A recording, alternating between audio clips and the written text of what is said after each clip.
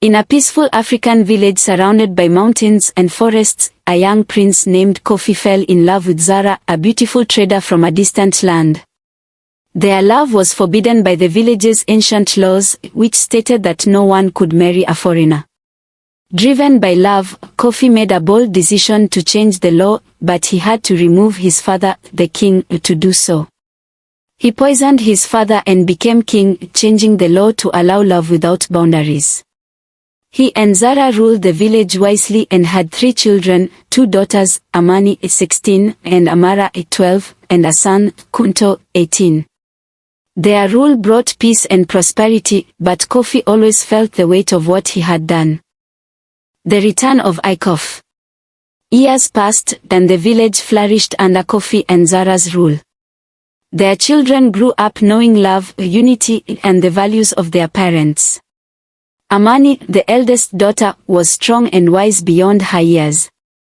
Amara was curious and full of life, always asking questions and dreaming of adventures. Kunto, their son, was becoming a fine young man, responsible, clever, and determined to make his father proud. One dark night, while the family sat around a fire, sharing stories and laughter, a shadow moved silently in the forest beyond the village. It was Ikof, Kofi's banished twin brother, who had been exiled by their father many years ago for his wickedness. Ikof had heard of his father's death and his brother's rise to power. Consumed by hatred and jealousy, he had returned with a group of mercenaries, determined to take back the throne and expose Kofi's secret. The dramatic confrontation.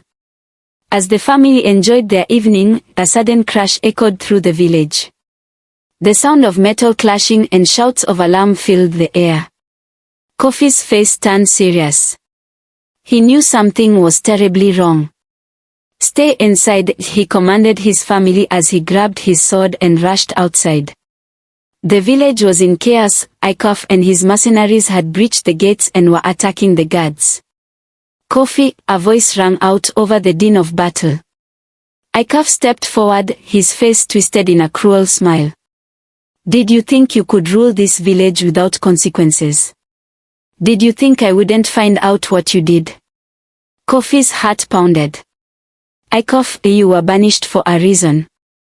Leave this place, or you will regret it." Ikof laughed, a dark, hollow sound. "Oh, but I am here to claim what's mine. I will expose you for the murderer you are." The villagers, who had gathered around, gasped in shock and disbelief. Kofi's eyes widened, realizing the danger of his brother's words. "Ikof, this is not the way." But Ikof had no intention of listening. He lunged at Kofi with his sword. The two brothers clashed in a fierce and violent battle. Sparks flew as their swords met, and the villagers watched in horror as the brothers fought for their lives. The battle between Kofi and Ikof was intense. Kofi fought with all his might, fueled by his love for his family and his people. Ikof fought with hatred and a desire for revenge. The fight moved across the village square, their swords clashing with a ferocity that shook the ground. Suddenly, Ikof's sword struck a deep blow to Kofi's side. Kofi staggered, blood staining his royal robes. Zara cried out, rushing forward, but the guards held her back. Kofi fell to his knees, his eyes meeting Zara's, filled with love and regret. "Protect our children," he whispered, his voice fading. With a final breath, Kofi fell to the ground, lifeless. The villagers gasped, then Zara wept, holding her children close. Amani, Amara, and Kunto stood in shock, their hearts breaking as they watched their father fall.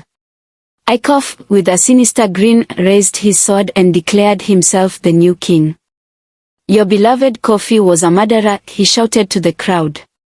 "He killed our father to take the throne, and now justice has been served. I will rule this village as it should be ruled, with strength and fear." The villagers murmured among themselves, uncertain and afraid. They had loved Kofi despite his mistake, and now they faced the tyranny of Ikof, who they knew to be cruel and ruthless. Zara, though heartbroken, knew she had to protect her children and her people. Under Aikof's rule, the village descended into darkness. He imposed harsh laws, demanded heavy taxes, and punished those who spoke against him. The once thriving village was now filled with fear and despair. The villagers, who had always cherished their traditions and values, could not bear to see their home ruined by a tyrant. The elders of the village, respected for their wisdom and guidance, saw the suffering of their people. They knew Aikof's rule could not continue. Secretly, they gathered the villagers and began to plan a revolt. They whispered of Kofi's son, Kunto, who was young but wise beyond his years. He had his father's heart and his mother's spirit and was loved by the people.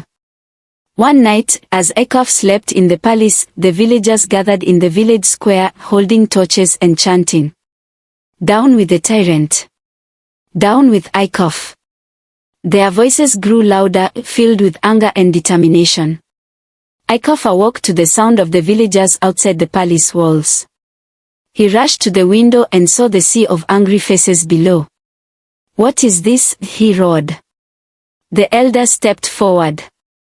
"Aikof, you are not our king. You have brought only pain and suffering. We demand you leave this village at once, or face the wrath of the people." Aikof's face turned red with rage. "You dare defy me," he shouted. But the villagers stood firm, united against him.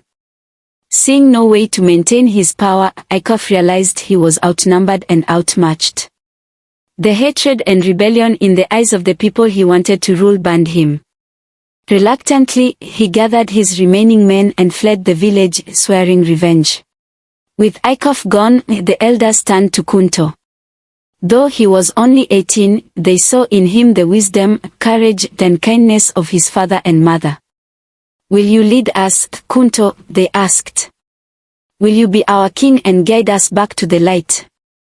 Kunto, is still grieving his father's death but filled with a sense of duty, nodded solemnly.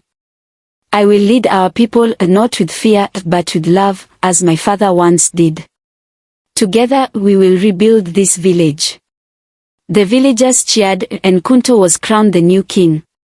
Under his leadership, the village slowly returned to its former glory. The people worked together, building new homes, planting crops, and celebrating their culture. Zara, proud of her son, stood by his side, offering wisdom and support. The village restored. The village was once again a place of peace and happiness. The people lived without fear, knowing that their young king would lead them with fairness and compassion. Kunto honored his father's memory by ensuring that love, unity, and respect remained at the heart of their community. Aikof was never heard from again. Some say he wandered the lands, a broken man haunted by his greed and hatred. But the villagers no longer feared him. They had found their strength and learned that true power came from unity and love. And so, under Kunto's rule, the village thrived once more, a beacon of hope and happiness for generations to come. Thank you for watching. Please like, subscribe and comment. What did you like about the story?